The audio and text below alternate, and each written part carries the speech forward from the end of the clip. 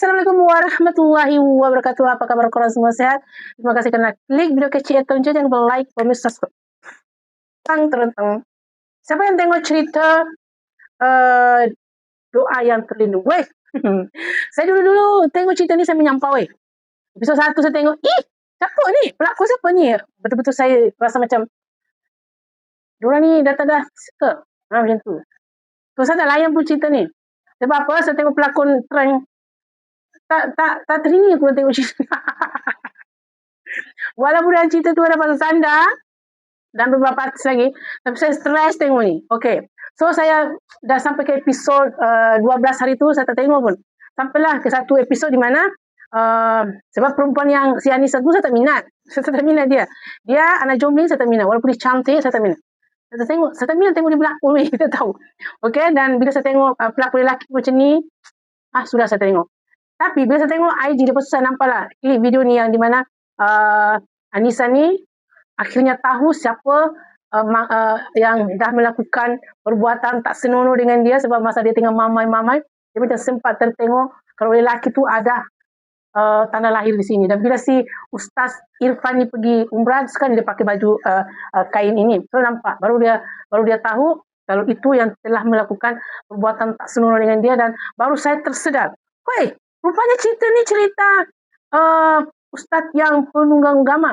Sebelum ni saya tengok lelaki ni, episod 1 kan saya tak tengok sangat pun apa sebenarnya doa yang terlindung. Saya tak ambil peduli sangat pun sebab dia ni, saya ingatkan dia adalah seorang lelaki yang dulunya so dia nak berusaha, dia nak bertobat, dia nak kembali ke fitrah sebagai lelaki yang gagah perkasa kan, macam tu saya punya andaian dulu. Yelah, baru tengok kan. So bila saya tengok episod 12-13 baru, rupanya dia ni, la ilaha illallah, betul lah, sakit jiwa aku tengok perangai dia ni. Sana sini perempuan, lepas tu depan kamera bukan main, depan isteri bukan main. Lah, penunggang agama rupanya cerita ni. Tak guna betul. Dengan si best juga cerita ni. Drama TV3 ni kalau 7 ni kalau tak buat kita naik hantu, naik darah. Mengajar. Okey.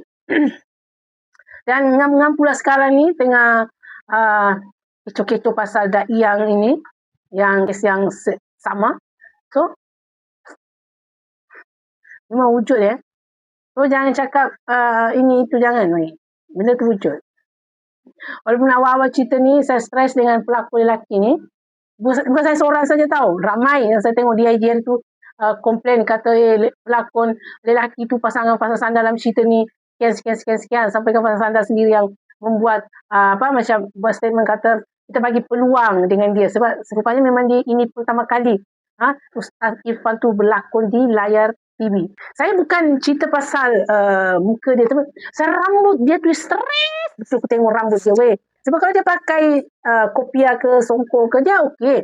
Tapi dia buat rambut dia macam ni, saya tengok macam, minta maaf cakap, macam pondan yang kembali ke fitrah, macam pondan yang mencari redha Allah, dan bertaubat. Saya tengok macam tu lah.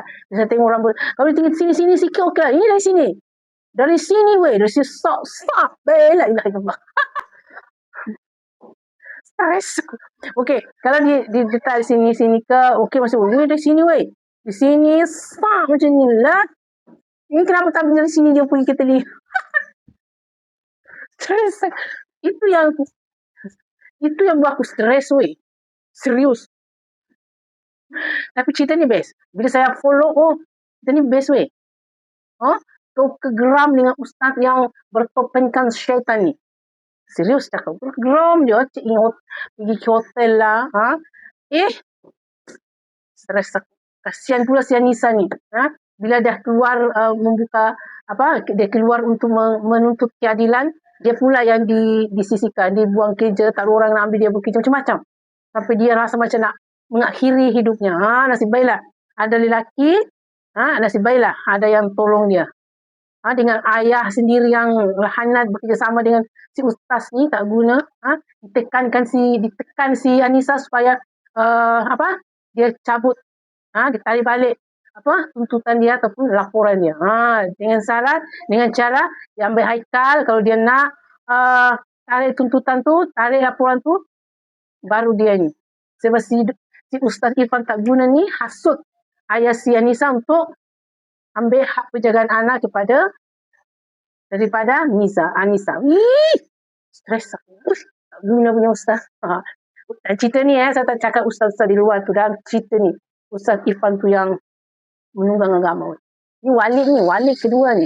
Okay, so guys, korang patut tengok juga. Walaupun sekarang dah memasuki episod ke-15, belum terlambat korang. Saya tengok episod 12. Baru saya tengok cerita ni. Full. Episod 12, baru 12 ke 13? Baru saya tengok cerita ni full. Okay, kalau sebelum ni saya nampak tak minat langsung. So sekarang bila dah tahu cerita, tu engkau. Aku tengok pelakon dia tak handsome. Bukan pasal tak handsome-nya. Aku stres tengok rambut dia tu. Okay, so itu saja guys. Assalamualaikum warahmatullahi wabarakatuh.